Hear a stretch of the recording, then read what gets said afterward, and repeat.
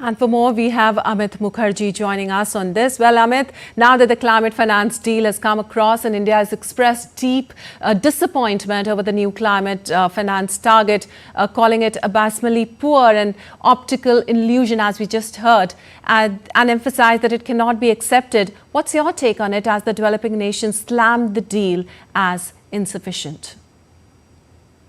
Well, Lipakshi, not just illusion, a lot of countries have outrightly, the developing nations have outrightly rejected it, calling it an insult, it's a joke.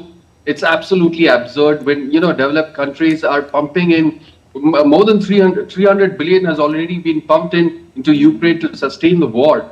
And where they are looking at a finance of more than about 300 billion that should be spent over a period of 10 years, that is till 2035. That is what the target to spend this 300 billion, of funds, which are primarily loss and damage funds, which will be spent towards developing nation in overcoming, the wrath of the nature which we are facing right now as a result of climate change, the unprecedented floods, the unprecedented, the droughts, as well as the devastating, forest fires, which have engulfed several pockets of the world. So to combat all this and also to help developing nations to transition into green energy. Now, if you look at the developed nations, they have already utilized, they have exploited the atmosphere, the climate to the hilt, and to amass profits, which now they are of course deploying to kind of transition into green energy, but that is for themselves only. So they also need to understand that when they have polluted the world's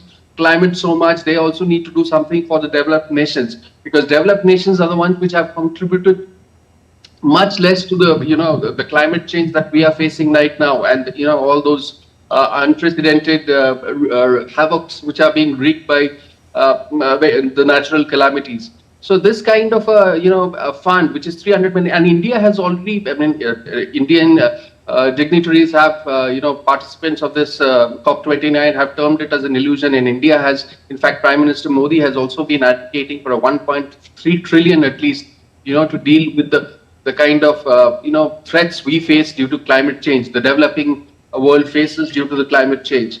And, 300 billion absolutely is too less to come to terms with for the developing nations, Lipakshi. All right, Amit, also, moreover, Trump has also pledged to remove United States from the climate pact. What impact can that have? That's a major decision.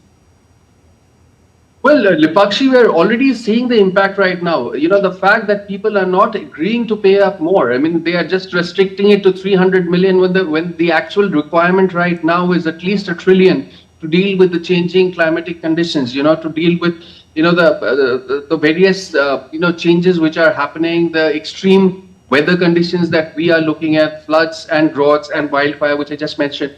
So we are already seeing it that the other developed countries are not willing to kind of pledge more funds towards this climate change. If considering the fact that if US withdraws from this pact, it will not be committed to pay up anything, which towards the loss and development fund, which the world is looking at, the developing countries are looking at. And also, it's going to lead to the fact that, it will also put pressure on the other developed countries to reduce emissions, green gas emissions, and reduce all the polluting activities they are engaged in.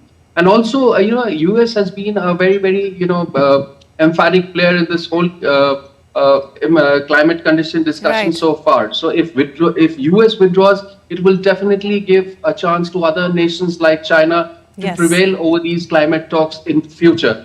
And also, it would also lead to US probably losing out in discussions of transitions into greener energy, where China is a big contender and they will obviously have an edge over it. So one, people are not ready, the other developed countries are not ready in the wake of Trump's threat to withdraw from this, to pledge more towards fighting this climate change. And the other thing is that it will also leave US out of major discussions in future, where it had always had a say in terms, and then it might also lose out on a lot of economic deals where China would score, because China is also heavily investing in green technologies. It is also one of the leaders in solar panel productions to harness solar energy. It is also one of the largest producers of EVs and also other greener technologies, and it might just have an economic edge as a fallout of US withdrawing out of this climate change discussions. All right, Amit, thank you so much for giving us all those details.